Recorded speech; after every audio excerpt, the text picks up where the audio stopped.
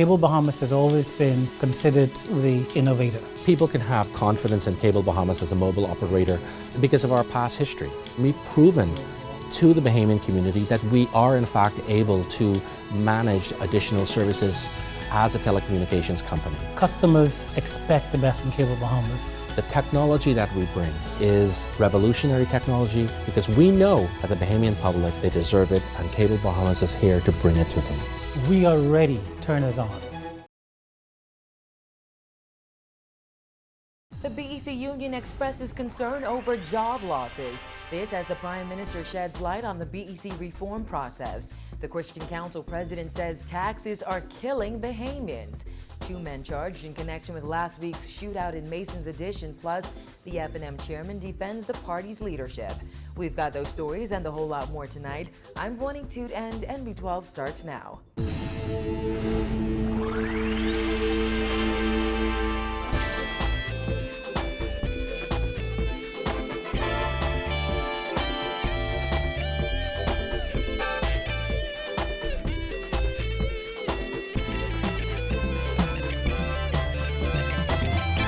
Topping news tonight, amid concerns over impending job losses at the Bahamas Electricity Corporation, Prime Minister Perry Christie said he has met with executives of the BEC unions concerning the corporation's reform process. Bahamas Electrical Workers Union President Paul Maynard said today BEC management sought to ease workers' fares, but advised them against making any large purchases ahead of the transition phase. Meantime, Christie gave an update on negotiations with Power Secure today during Eleuthera Business Outlook. Dana Smith reports.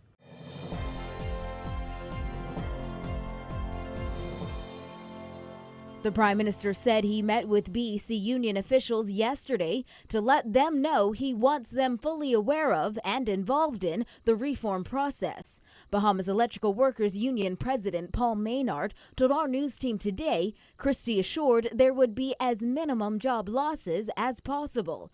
BEC employs around 1,200 people. The Christie administration has already confirmed an entirely new board of directors will be appointed. I met yesterday with the bargaining unit leader, Mr. Paul Maynard, and the union leader for the managers to give them an indication of my preparedness to have them fully aware and involved in the process going forward, that they are aware that Power Secure now have the challenge of settling a management agreement with us.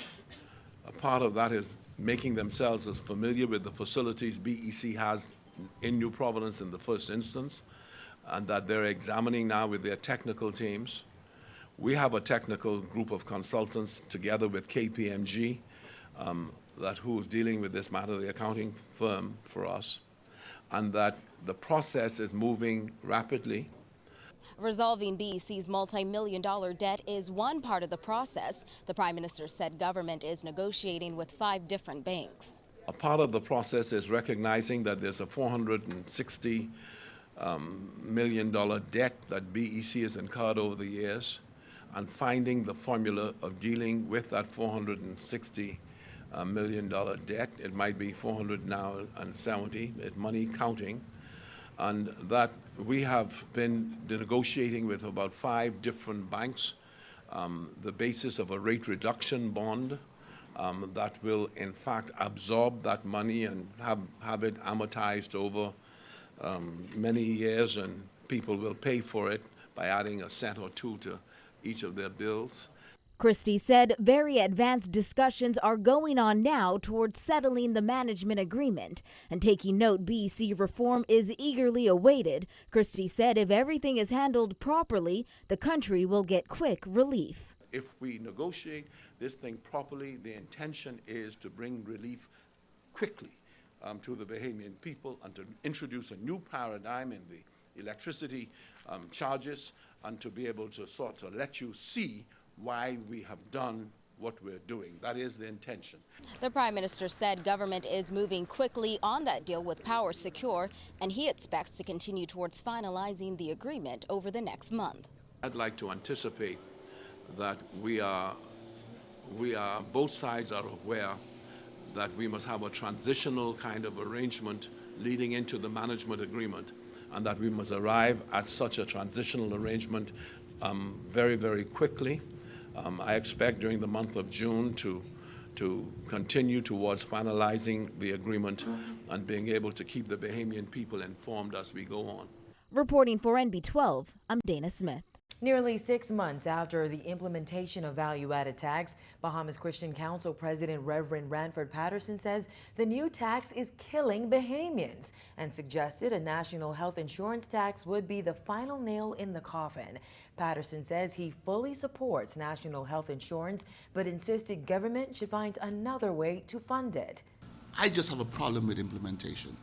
I have a problem with adding more tax on the Bahamian people. Because right now people are hurting. People cannot afford more taxes. It's killing us. Amid mounting concerns about government's national health insurance plan, Patterson says while Bahamians desperately need NHI, they simply can't afford another tax.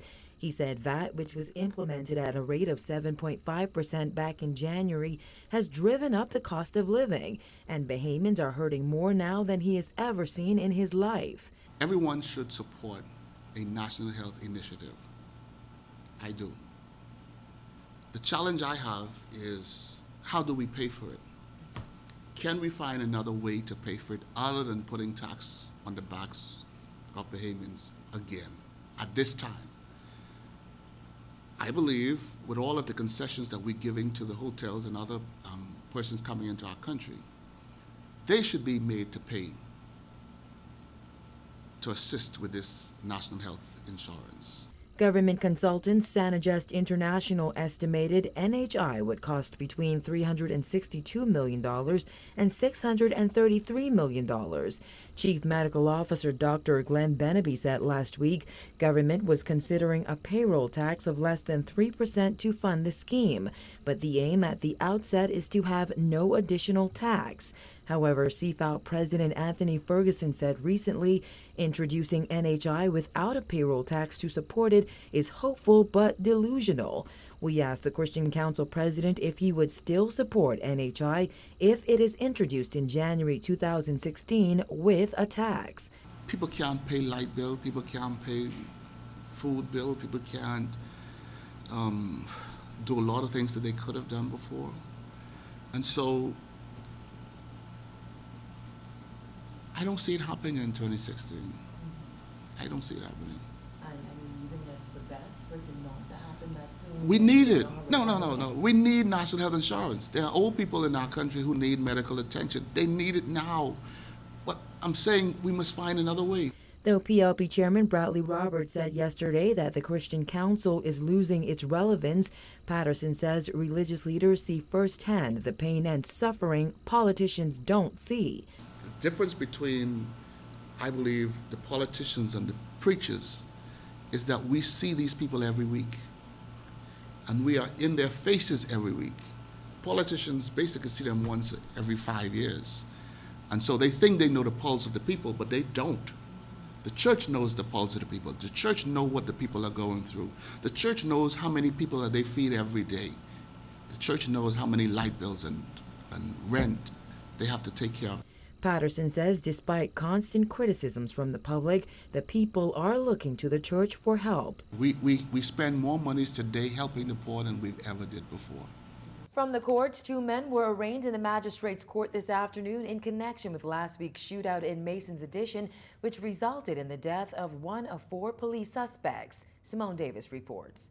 21-year-old Wendell Fluera seen in the blue shirt and jeans, and 18-year-old Dwayne McPhee Jr. seen in the yellow striped shirt and jeans appeared in magistrate's court this afternoon before Chief Magistrate Joyanne Ferguson Pratt. The men were charged with 5 counts of possession of a firearm with intent to endanger the lives of Cleveland Sawyer Jr., Acting Inspector Pierre, Constable 2823 Roll, Constable 2790 McPhee, and Reserved Corporal 771 Greenslade. According to to police reports on Saturday, May 16th at around 3:30 a.m., police received a report of gunshots heard in the Fort Fincastle and Masons Addition area. When police arrived, 4 male suspects armed with firearms confronted the officers and opened fire. The officers returned fire, striking one of the suspects fatally, and recovered a Glock pistol from him. Another suspect was arrested on the scene after officers recovered an AK-47 assault rifle that he dropped to the ground.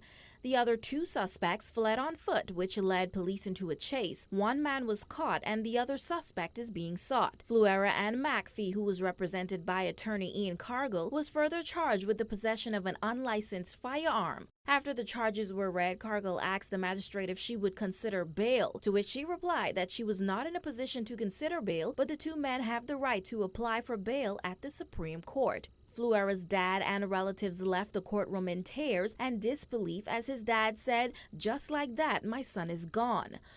Both men were not required to enter a plea and were remanded to the Bahamas Department of Corrections until they returned to court for the presentation of the voluntary bill of indictment on July 22nd. From the Magistrates Court for NB12, I'm Simone Davis. Free National Movement Chairman Michael Pintard is defending the party's leadership team, insisting Hubert Minnis and Peter Turnquest will lead the F&M to an election win. His comments come after former Cabinet Minister Frank Watson stated publicly that Minnis is a work in progress. Jasmine Brown tells us more. Today, Pintard expressed confidence in the party's leadership, insisting they're moving on from the issue. We're moving forward.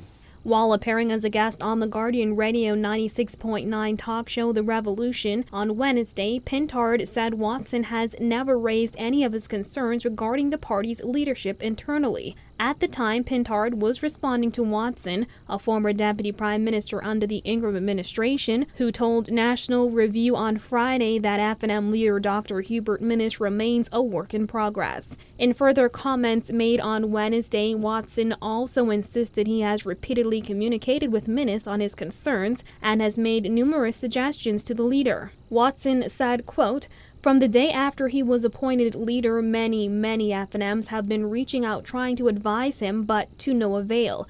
Tell Mr. Pintard he knows nothing about what he is talking about." Today, Pintard said he refused to comment any further on the topic. Speaking generally, he said issues within a party are nothing new, but he insisted there are ways to deal with disagreements. I would simply say that in every political organization there are differences of opinion. And certainly the Free National Movement has been no different.